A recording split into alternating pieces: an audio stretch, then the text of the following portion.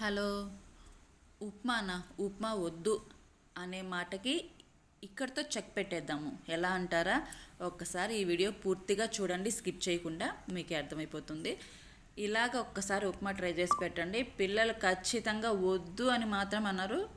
చక్కగా మీరు పెట్టిన ప్లేటు ఖాళీ చేస్తారు.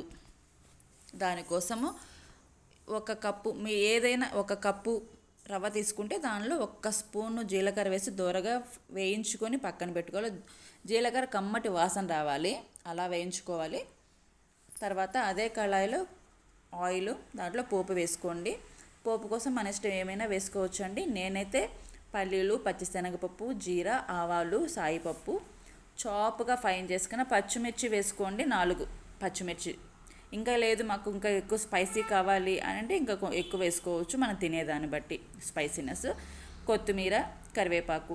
నేను కొత్తిమీర ఈ వీడియోలో అయితే వేయలేదు, కొత్తిమీర వేసుకుంటే కూడా ఇంకా చాలా బాగుంటుంది. దానికి మనం ఏదైతే తీసుకున్నామో ఆ కప్పుతోటి ఒక 3 కప్పులు వాటర్, 1 కప్పు పాలు పోసుకోవాలి. అవునండి, పాలు పోస్తే చాలా బాగుంటుంది. ఒకసారి ట్రై చేయండి. తర్వాత మనకు రుచికి సరిపడు సాల్ట్ వేసుకొని ఎసర తెరల కాగాలి, పొంగులు రావాలి, అప్పుడే రవ్వ వేయాలి. సిమ్లో పెట్టి స్టవ్, రవ్వ జారుగా వేసుకొని గరిటతో కదుపుతూ వేయాలండి, లేకపోతే ఉండలు కట్టేస్తుంది. వేసుకున్న తర్వాత మూత పెట్టేసి 1 నిమిషం ఉడికించి లాస్ట్లో దించే ముందు 1 స్పూను నెయ్యి వేసి మొత్తం కలిపేసి మూత పెట్టేసి స్టవ్ ఆఫ్ చేసి అలా వదిలేసేయండి. 1 నిమిషం వదిలేస్తే నెయ్యి ఆ ఉప్మా అంతటికి పట్టి టేస్ట్ అనేది చాలా బాగా ఎన్హాన్స్ అవుతుంది. టేస్ట్ రెట్టింపు అవుతుంది, డబల్ అవుతుంది.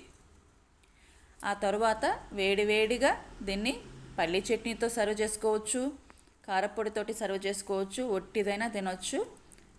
వేడివేడిగా సర్వ్ చేసుకొని ఎంజాయ్ చేయటమే. చాలా బాగుంటుంది.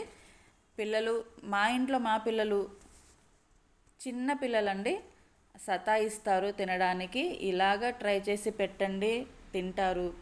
మా వాళ్ళు ఇది ఇలా ట్రై చేయడం మొదలుపెట్టిన తర్వాత ఎప్పుడు కూడా పేచీలు పెట్టలేదు తినడానికి. వేడివేడిగానే తింటే బాగుంటుందండి. చల్లారితే ముద్ద అయిపోతుంది. చల్లారిన కొద్దీ ఈ సూజీ అనేది ముద్ద అయిపోతుంది. ఈ వీడియో మీకు నచ్చితే ప్లీజ్ లైక్ చేయండి, సబ్స్క్రైబ్ చేయండి.